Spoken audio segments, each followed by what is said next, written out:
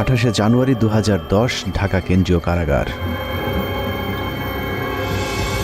রাত 9:30 থেকে 11টা পর্যন্ত ঢাকা কেন্দ্রীয় কারাগারের আশপাশ ও কারাগারের অভ্যন্তরের সব বিদ্যুৎ একযোগে বন্ধ হয়ে যায়। বন্ধ হয়ে যায় বললে ভুল হবে, বন্ধ করে দেয়া হয়। 1.5 ঘন্টা ঢাকা কারাগারের মতো স্পর্শকাতর জায়গায় কেন বিদ্যুৎ বন্ধ করে রাখা হয়েছিল সেটা একটু পরে বলি। আগে বিদ্যুৎ আবার ফিরে আসার পর কারাগারের অবস্থা কেমন ছিল সেটা বর্ণনা করা যাক। ঢাকা কেন্দ্রীয় কারাগারে ওই দিন কয়েদিদের সবার ভেতরে এমনিতেই কিছুটা অস্থিরতা কাজ করছিল, কারণ তারা জানতো জেলখানায় সেদিন 5 জনের ফাঁসি কার্যকর হতে যাচ্ছে। আর যে 5 জনের ফাঁসি কার্যকর হতে যাচ্ছে তারা সকলেই ছিল অত্যন্ত বিনয়ী, কারাগারের সকলের প্রিয় মানুষ।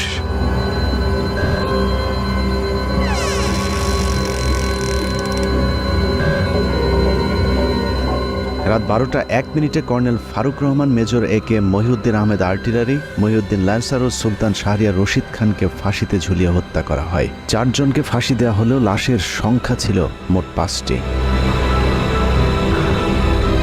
ফাঁসি কার্যকরের পরদিন যথারীতি 5টি লাশ পাঠানো হয় যার যার গ্রামের বাড়িতে, কিন্তু একটি লাশের ক্ষেত্রে বিশেষ নিরাপত্তা ব্যবস্থা রাখা হয়েছিল, আর সেটাই হলো চুয়াডাঙ্গার সূর্য সন্তান মেজর বজলুল হুদার। মেজর বজলুল হুদার বাড়ি চুয়াডাঙ্গার হাটবোয়ালিয়া গ্রামে সেদিন র্যাব পুলিশের উপস্থিতি দেখে মনে হয়েছে আইন শৃঙ্খলা বাহিনী বোধহয় চুয়াডাঙ্গাবাসীর বিরুদ্ধে যুদ্ধের প্রস্তুতি নিচ্ছে। যুদ্ধের এই আয়োজন ছিল মূলত মেজর বজলুল হুদার মরদেহ যেন কেউ দেখতে না পারে সেটা নিশ্চিত করা। লাশ কেন দেখতে দেয়া যাবে না সেটা জানতে আমরা হাটবোয়ালিয়া গ্রামের মানুষের বক্তব্য শুনতে চেয়েছিলাম। বজলুল ভাইয়ের নাশ আসার সময় আমি আমার পটে যাবো, এর মধ্যে পুলিশি টল, শুধু টল পুলিশি দাঁড়ায়, যারা মধ্যে দিয়ে এমন হয় আসা যায় না। তারপর কিছুক্ষণ পরে শুনলাম ভাইয়ের নাশ আসছে ভোরের দিকে। প্রশাসনের লোক ছিল, ওনার লাশটা প্রথমে হাটবলে কেন্দ্রে হয়, প্রচুর লোক। এই অবস্থায় বাড়ির ভেতরে ঢুকতে দিয়েছিল না। আমার জানাজাত লাশটা ধোয়ানোর কথা, কিন্তু পুলিশের বাধার কারণে আমি লাশটা ধোয়াতে পারিনি। লাশ আসার পরে তার প্রশাসনের লোক যারা আসছিল লাশ নিয়ে, তারা যেখানে টাইম দিয়েছে তাকে দাফন করতে হবে। সে দেশের মানুষের জন্যই মনে করেন সবসময় ছিল, দেশের মানুষের পাশে থাকতো সবসময়। চুয়াডাঙ্গার মানুষের কাছে মেজর বজলুল হুদা ছিলেন এক আদর্শের প্রতীক, যে কারণে আইন শৃঙ্খলা বাহিনীর ব্যাপক উপস্থিতি আর জোর জবরদস্তির পরেও প্রিয় মানুষটিকে শেষবারের মতো একটু দেখতে চাওয়া মানুষের ঢল ছিল চোখে পড়বার মতো। আইন শৃঙ্খলা বাহিনীর নির্দেশনা ছিল 5 মিনিটের মধ্যে মেজর বজলুল হুদাকে দাফন করতে হবে, কিন্তু জনরোষের মুখে আইন শৃঙ্খলা বাহিনী পিছু হাঁটতে বাধ্য হয়। প্রিয় মুখটাকে গোসল না দিয়ে কিছুতেই চুয়াডাঙ্গার মানুষ তার দাফন করাতে চাননি। বাধ্য হয়ে প্রশাসন তাদেরকে আধা ঘন্টা সময় বেঁধে দিয়েছিল দাফন করবার জন্যে। 4টা-5টার দিকে আসলো, লোকজন নাই একেবারে, মানে সম্পূর্ণ একেবারে হলো কোনো মানুষজন ঢুকতে দিচ্ছে না। র্যাবের এক কর্মকর্তা আমাকে জিজ্ঞেস করলো কেমন উনি লোক ছিল। তা আমি তখন বললাম যে সে কেমন মানুষ ছিল এটা আপনারা কিছুক্ষণ পরে দেখতে পারবেন। তো বলি যে এত ভালো মানুষ, তাহলে এরকম একটা কাজ করলো কেন? তা বলছে যে কাজ করলে এই কারণে, সে তো নিজের জন্য করে না, সে তো দেশের জন্য করেছে। যারা 15 আগস্টে ছিল তারা সবই মুক্তিযোদ্ধা, কেউ কোনো পাকিস্তানি ফেরত আর্মি না, সব মুক্তিযোদ্ধা। তারপরে লাশ আসলো, এত পরিমাণ লোক সরকারের নিয়ন্ত্রণে সে লাশ এই এলাকার জনসাধারণ ছিনিয়ে নিল, এবং এত পরিমাণ লোক হয়েছে যেটা নজিরবিহীন একটা ঘটনা। পুলিশের আন্ডারে থাকবে না, আমরা আমাদের লাশ আমরা হলো আমাদের আন্ডারে হবে, দাফন হবে। পুলিশের আন্ডারে রাখতে চেয়েছিল কিনা? পুলিশের আন্ডারে তো না, সেগুলো পুলিশের আন্ডারে তো স্বাভাবিক নিয়ম, সেভাবে আমরা হলো সরকারি কাজ আমরা দাফন করি। তো আমরা বললাম যে না, দাফন ওইভাবে না, আমাদের পারিবারিকভাবে বা এলাকার মানুষের হলো দাফন হবে তার ভেতরে। অতএব তারা তখন হলো দিতে বাধ্য হয়েছে। হাজার হাজার মানুষ চলে এসেছে মেজর বজলুল হুদাকে এক নজর দেখার জন্যে। হাটবোয়ালিয়া বাজারে এত মানুষ এর আগে হয়তো কখনো কেউ দেখেনি। গোসলের অনুমতি দিচ্ছিল না। এই সময় আলমডাঙ্গা থানার যিনি ওসি ছিলেন উনি খুবই খারাপ আচরণ করছিলেন। আমাদের তারা হুমকি দিত, হ্যান ত্যান, র্যাব পুলিশ আইসে আমাদের বলছে না, লাশ তাড়াতাড়ি মাঠে আর। প্রশাসন খুব তাড়াতাড়ি করে চাপ দেয়, ধোয়া টোয়া এগুলা বাদ দিয়ে, গোসল টোসল বাদ দিয়ে দাফন করতে হবে এমন পুলিশের নির্দেশ ছিল, এবং সাথে ঢাকার থেকে টিমও আসছিল। ওই সময় প্রশাসনের ভূমিকা কেমন? প্রশাসন প্রথমে মার মুখে অবস্থায় ছিল, যখন সাধারণ মানুষ পাবলিক বলল যে ঠিক আছে আমরা লাশ না দেখে আমরা দাফন করব না, তখন লক্ষ লক্ষ মানে সাধারণ মানুষ চারিদিক থেকে আসার পরে তাদের চাপের কারণে তখন লাশ আমাদের কাছে দিতে বাধ্য হয়েছে। এই সময়ের মধ্যে অসংখ্য মানুষ মেজর বজলুল হুদাকে শেষবারের মতো একটু দেখতে ছুটে যান তার গ্রামের বাড়ি হাটবোয়ালিয়াতে। 3 জেলার জনগণের কারণে প্রশাসনের লোক এখানে পিছিয়ে আইতে যায়, তারা এখানে সরে যাওয়ার পর এখানে জনগণের ইচ্ছা মতো তাদের দেখানো হয়েছে। মাটি দেওয়ার চাইছিল, তো এখান থেকে লেট করানো হলো যে একটু পরে লাশটা মাটি দেওয়া হোক, এই হিসাবে একটু দেরি করে লাশ দেখার পরিপ্রেক্ষিতে আমরা দেখছিলাম। এতটুকু পর্যন্ত ঠিকই ছিল, কিন্তু মেজর বজলুল হুদাকে গোসল করাতে গিয়ে চুয়াডাঙ্গার মানুষ সাক্ষী হয়েছিল নৃশংসতম এক ঘটনার। কাফনের কাপড় সরাতেই দেখা যায় মেজর বজলুল হুদাকে আসলে ফাঁসি দেওয়া হয়নি, তাকে জবাই করে হত্যা করা হয়েছে। মুক্তিযুদ্ধে সর্বাধিক জেনারেল ওসমানীর পিএস সাবেক সংসদ সদস্য আপনাদের প্রিয় সন্তান প্রশাসনমূলক বিচারের মধ্য দিয়ে হত্যা করা হয়েছে। আমরা এ হত্যার বিচার চাই। ইনশাল্লাহ বাংলার মাটিতে তাকে হত্যার বিচার একদিন হবে হবে। সে ফেরেস্তা তুলল, সে কোনো অপরাধ ব্যবসাতে করেনি, মানুষের উপকার করেছে। গলারে কাপড় খুলে দেখি যে এখান থেকে এত দূর, মানে 2 ইঞ্চি না, একদম পুরো মানে ছুরি চালালে যেভাবে হয়, কষাইরা যেভাবে ছুরি চালালে যেভাবে কাটে ওইভাবে কাটা, সুতা 3-4 পর্ব করে সেটা দিয়ে সেলাই করা, হাতে পায়ে কোথাও আঘাতের চিহ্ন নাই। এটা জবাই করা, এটা তার ফাঁসি নাই, কোনো রকগাটা নাই, কিছু নাই।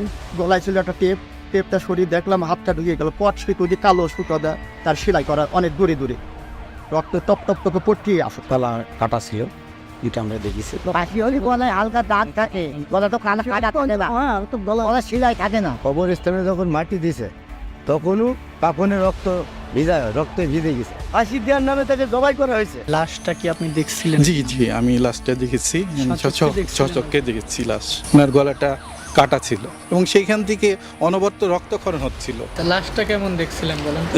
লাশটা দেখছি যে এলো তো লাশ জেল কোড অনুযায়ী সেরকম তো হলো জবাই করা হয় না, কিন্তু পুরাপুরি জবাই করেছে। সে হলো একটা হত্যাকাণ্ড, পুরা রক্ত বাড়াচ্ছে। কেমন ছিল এটা একটু? একেবারে সম্পূর্ণ গলা কাটিয়ে রক্ত বাড়াচ্ছে, তখন পর্যন্ত যখন আসে তখন পর্যন্ত রক্ত বাড়াচ্ছে। গলা কাটার পরে ওখানে সেলাই টেলাই দেওয়া এরকম কিছু দাগ? না, সেলাই কাটিয়েছে, কাটার পরে তারপরে হলো সেলাই দিচ্ছে। কফিন খোলার পরে আমরা তখন দেখি যে তার মুখ এবং সব কিছু রক্তে ভেজা। ফাঁসি দেওয়া লাশ তো মানে রক্ত থাকার কথা না। তারপর যখন গোসল করানোর জন্য নেওয়া হয়, দেখি যে গলার এখান থেকে এ পর্যন্ত কাটা এবং মোটা সুতা দিয়ে সেলাই করা। ধোয়ানোর পরও যখন খাটিয়ে করে লাশ নিচ্ছি তখনও রক্ত কিন্তু তাজা রক্ত টপ টপ বসছে। ভিডিওর সময় কি কি দেখেছিলেন একটু বলেন তো? ভিডিও করার সময় দেখছিলাম এই সাইডে একটা বড় আকারে একটা দাগ দেখছিলাম।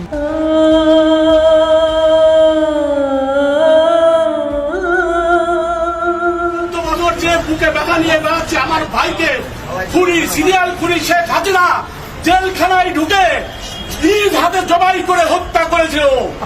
আমরা মনে করি যে এটা ফাঁসি দেওয়া হয়নি, শেখ হাসিনা হিংসাত্মকমূলকভাবে এবং প্রতিশোধমূলকভাবে সে জেল গেটে যে নিজে হাতে জবাই করেছে। এই হত্যাকাণ্ডের আমরা তীব্র নিন্দা জানাচ্ছি এবং এর বিচারের জন্য ব্যবস্থা করা। বাংলার বীর সন্তান মেজর বজলুল হুদাকে কে কারা কিভাবে জবাই করেছিল সেটা জানতে হলে আবারও 18 তারিখ রাত 9:30 থেকে 11টা পর্যন্ত 1.5 ঘন্টার সেই সময়টাতে ফিরে যেতে হবে, যে সময়টুকুতে ঢাকা কেন্দ্রীয় কারাগার ও তার আশপাশের বিদ্যুৎ বন্ধ করে রাখা হয়েছিল। ওই রাতে ঢাকা কেন্দ্রীয় কারাগারে কয়েক ঘন্টায় যা ঘটেছিল তা হলিউডের হরর থ্রিলার মুভিকেও হার মানাবে। অনুসন্ধানে জানা যায় 2010 সালের 28শে জানুয়ারি রাত 9টার পরপরই জেলগেটের ভেতরে মোট 2টি কালো গ্লাসের গাড়ি প্রবেশ করে। ওই গাড়ির একটিতে এসএসএফ এর সদস্যদের সাথে শেখ হাসিনা এবং অপরটিতে জাহাঙ্গীর কবির নানক, ইসমাইল হোসেন সম্রাট, তৎকালীন ঢাকা বিশ্ববিদ্যালয়ের ছাত্রলীগের দুর্ধর্ষ ক্যাডার সিদ্দিক নাজমুল আলম ছিলেন। ধারণা করা হচ্ছে ওই রাতের অপারেশনের পুরস্কার হিসেবে পরের বছর 2011 সালে ছাত্রলীগের কেন্দ্রীয় সাধারণ সম্পাদকের পদে বসানো হয় নাজমুলকে। এছাড়া সম্রাট ও নানকদেরকেও দেয়া হয় গুরুত্বপূর্ণ দায়িত্ব। এর বাইরেও ওই গাড়িতে ভয়ঙ্কর কুৎসিত দেখতে বড় গোফওয়ালা একজন মানুষ ছিল, যার নাম পরিচয় আমাদেরকে কেউ নিশ্চিত করে বলতে পারেনি। ডিএমপি কমিশনার একেএম শহীদুল হক সাহেব ছিলেন, স্বরাষ্ট্র সচিব যে আব্দুল সামান সাহেব ছিলেন, কারা মহাপরিদর্শক যে ব্রিগেডিয়ার জেনারেল আশরাফুল ইসলাম খান উনিও ছিলেন, আর সম্ভবত ঢাকার ডিসি ছিলেন উনি জিল্লুর রহমান, ঢাকা জেলার ম্যাজিস্ট্রেট অমিতাভ সরকার উনিও ছিলেন ওইখানে, আরো বেশ কিছু লোকজন ছিল। গোয়েন্দা সংস্থার সাবেক এই কর্মকর্তা জানান, ওই রাতে মোট 2টি ফাঁসির মঞ্চ তৈরি করা হয়েছিল। এই 2টি ফাঁসির মঞ্চে দুজন দুজন করে মোট 4 জনকে ফাঁসি দেওয়া হয়। দূর থেকে কোন 4 জনকে ফাঁসি দেওয়া হয়েছিল সেটা বোঝা না গেলেও 5ম জনকে ফাঁসি দেয়া তো দূরের কথা, মঞ্চেই তোলা হয়নি। কিন্তু লাশ বের করবার সময় জেলখানা থেকে মোট 5টি লাশবাহী গাড়ি বের হয়েছিল। ফাঁসি থাকে সাধারণত সেই দিন, তো এটা নর্মাল প্রসিজিওর। জেলখানায় নিরাপত্তাটা বেশ স্ট্রং থাকে। সেই দিনও যেটা আমাদের বেশ আলোচিত হয় জেলখানায়, ওই ফাঁসির মঞ্চের কাছে যে 4টা লাশ গাড়িতে উঠানো হয়, কিন্তু আরেকটা লাশ ঠিক প্রশাসনিক ভবনের ওখান থেকে নিয়ে গাড়িতে উঠানো হয়। এই ব্যাপারটা একটু অস্বাভাবিক। একই জায়গায় ছিল না। না, এটা তো আসলে 4টা যেটা লাশ প্রথমে উঠানো হলো, এটা তো ফাঁসির মঞ্চের কাছাকাছি, যেটা ন্যাচারাল। ওখানে ফাঁসির পরে ওখান থেকে লাশটা গাড়িতে উঠানো হয়। কিন্তু আরেকটা লাশ যেটা প্রশাসনিক ভবন থেকে বের করা হয়, এটাই হলো, এটার একটা ডিস্টেন্সের ব্যাপার আছে যে এখান থেকে কেন লাশ আসবে এবং কেনই বা এটা গাড়িতে উঠানো, এটাই হলো প্রশ্ন। এই ব্যাপারটা নিয়ে পরের দিন বেশ আলাপ আলোচনা হয় জেলখানার ভিতরেও। ব্যাপারটা একটু অস্বাভাবিক। রাতে শেখ হাসিনার সাথে জেলখানার ভেতরে প্রবেশ করা খুনিরা সোজা চলে যায় প্রশাসনিক ভবনে, আর শেখ হাসিনা পুলিশ, র্যাব এবং স্বরাষ্ট্র মন্ত্রণালয়ের কর্মকর্তাদের সাথে দাঁড়িয়ে থেকে 4 জনের ফাঁসি নিজে প্রত্যক্ষ করেন। ধারণা করা হয় আসলেই তাদেরকে ফাঁসি দেওয়া হচ্ছে কিনা সেটা নিশ্চিত করতেই শেখ হাসিনা সেখানে উপস্থিত ছিলেন। ফাঁসি কার্যকর হবার পরপর শেখ হাসিনাও চলে যান প্রশাসনিক ভবনের ভেতরে। সেখান থেকে রাত 1টার কিছু আগে শেখ হাসিনা ও তার সাথে থাকা খুনিরা সেই একই পাজেরো গাড়িতে করে জেলখানা থেকে বের হন। কারাগারের অন্য আরেকটি সূত্র বজলুল হুদার পরিবারকে জানিয়েছিলেন, সেই রাতে বজলুল হুদাকে কারাগারের প্রশাসনিক ভবনের একটি কক্ষে জবাই করা হয়েছিল, যেখানে শেখ হাসিনা নিজে উপস্থিত ছিলেন এবং বজলুল হুদাকে জবাইয়ের আগে তার বুকের উপর পা চাপা দিয়ে রেখেছিলেন শেখ হাসিনা নিজে।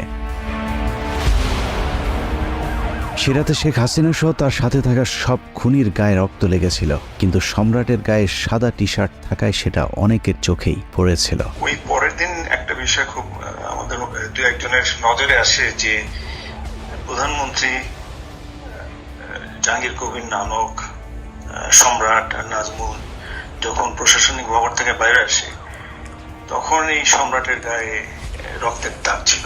2-1 জন এটা দেখতে পায়। এখন ব্যাপারটা হয়েছে যে এই ধরনের জিনিসগুলো তো আমরা গ্যারান্টি দিয়ে বলতে পারছি না, কিন্তু তখন ওই সময় যে সমস্ত লোকজন উপস্থিত ছিল, যে এখন তারা সবাই এখন বাংলাদেশে বেশিরভাগই আছেন, পুলিশের প্রশাসনের মধ্যেও আছেন, এই সমস্ত অফিসার বা লোকজন যারা উইটনেস ছিল, যারা সাক্ষী ছিল, তাদেরকে এখন ধরলেই এই জিনিসটা মোটামুটি তদন্তের আওতায় আনা যায়। এবং তাদের পরিবার যেটা অভিযোগ করে যে তাকে জবাই করে মারা হয়েছে, এবং এই যে অস্বাভাবিক অ্যাক্টিভিটিস গুলো যেগুলো জেলখানার মধ্যে দেখা গেছিল ফাঁসির সময়, ফাঁসির পরবর্তীতে, এটা পরিষ্কার তদন্তের মাধ্যমে বের করাটা খুবই সহজ। ঘটনার বর্ণনা শুনে অনেকের কাছেই হয়তো অসম্ভব, অবিশ্বাস্য এক গল্পের মতো মনে হচ্ছে। তবে আপনি যদি শেখ হাসিনার ব্যক্তিগত সহকারী মতিউর রহমান রেন্টুর আমার ফাঁসি চাই বইটি পড়ে থাকেন, তাহলে আপনার কাছে শেখ হাসিনার চরিত্রের সাথে আজকের ঘটনাটি হুবহু মিলে যাবে। মতিউর রহমান রেন্টুর তথ্য অনুযায়ী শেখ হাসিনা যেদিন মৃত্যুর খবর শুনতেন, সেদিন স্বাভাবিক দিনের চেয়ে অনেক বেশি খেতেন। এই ঘর থেকে ওই ঘরে দৌড়ে পৈশাচিক এক উল্লাস করতেন তিনি। জাহানারা ইমাম যেদিন মারা যায়, সেদিন শেখ হাসিনা বিছানার উপরে উঠে 2 হাত দিয়ে কাপড়ের 2 মাথা ধরে নাচছিলেন, কারণ তিনি জাহানারা ইমামকে তার প্রতিদ্বন্দ্বী মনে করতেন। এক কথায় শেখ হাসিনা একজন নরপিশাচ, রক্তপিপাসু, মানসিক বিকারগ্রস্ত একজন উম্মাদ, যে কারণে একজন মানুষ যার আর কয়েক ঘন্টা পরে ফাঁসি কার্যকর হবে, তাকেও নৃশংসভাবে জবাই করে হত্যা করবার কথা চিন্তা করতে পারে। একটু চোখ বন্ধ করে ভেবে দেখুন, কত নৃশংস নরপিশাচের হাত থেকে আল্লাহ আমাদেরকে বাঁচিয়ে দিয়েছেন। শেখ হাসিনা নাই, শেখ হাসিনা চলে গেছে, শেখ হাসিনা পালায় না। যাই হোক, 15 আগস্টের বীর মুক্তিযোদ্ধা মেজর বজলুল হুদাদেরকে আমরা সম্মান দিতে পারিনি, যে কারণে আজ আবারও শেখ মুজিবের প্রেতাত্মা আমাদের উপর চেপে বসেছিল।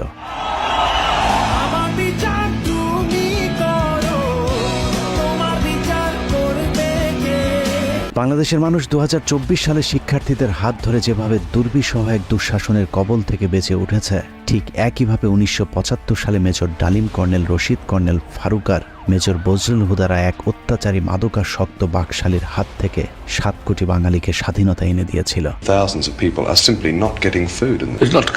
শেখ হাসিনার দুঃশাসন আমরা চোখে দেখেছি, কিন্তু শেখ মুজিবেরটা আমাদের থেকে আড়াল করে রাখা হয়েছে বলেই আমাদেরকে এখনও তাকে বিতর্কের ঊর্ধ্বে রাখার কথা শুনতে হয়। কিন্তু বাস্তবে শেখ মুজিব তার পরিবার আর দলের লোকজন ছাড়া অন্য সবাইকে তার কৃতদাসে পরিণত করেছিল। শেখ মুজিবের সময় কতটা অরাজক পরিস্থিতি ছিল তা মেজর বজলুল হুদার উইকিপিডিয়ার কয়েকটি লাইন পড়লেই পরিষ্কার হয়ে যাবে। মেজর বজলুল হুদা, মেজর ডালিম আর তার স্ত্রী একটি বিয়ের অনুষ্ঠানে গিয়েছিলেন। সেখানে শেখ কামাল আর তার বখাটে বন্ধুরাও উপস্থিত ছিলেন। এদের মধ্যে সবচেয়ে উচ্ছৃঙ্খল ছিল গাজী গোলাম মোস্তফার ছেলে।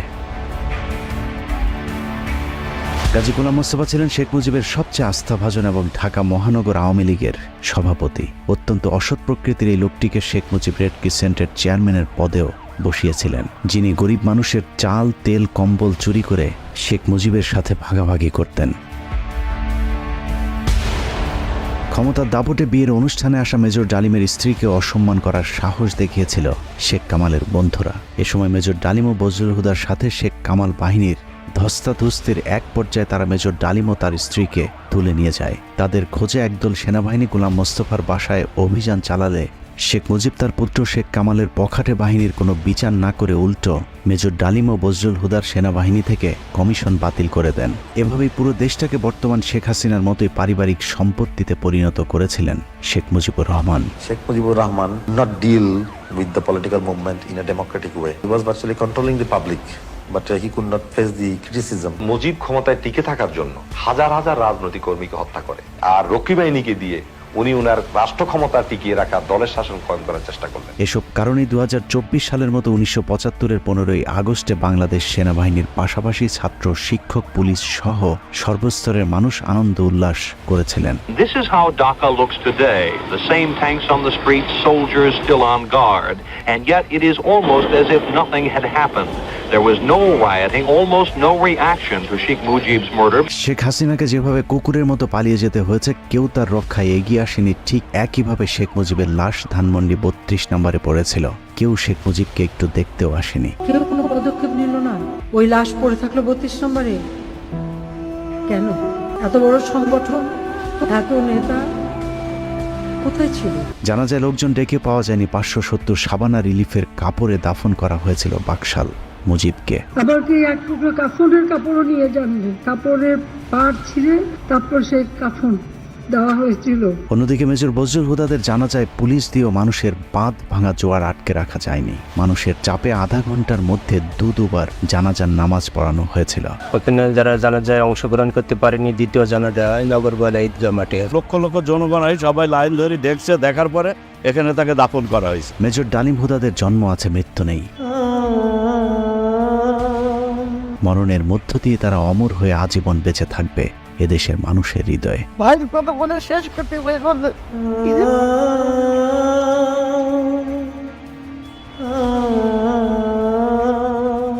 যতবার মুজিব হাসিনাদের মতো নরপশুরা এদেশের মানুষকে শোষণ করতে চাইবে, ততবারই বজলুল হুদারা ফিরে আসবে আবু সাইদ কিংবা মুগ্ধ হয়ে। আমরা তোমাদের ভুলব না। আল্লাহ হাফেজ।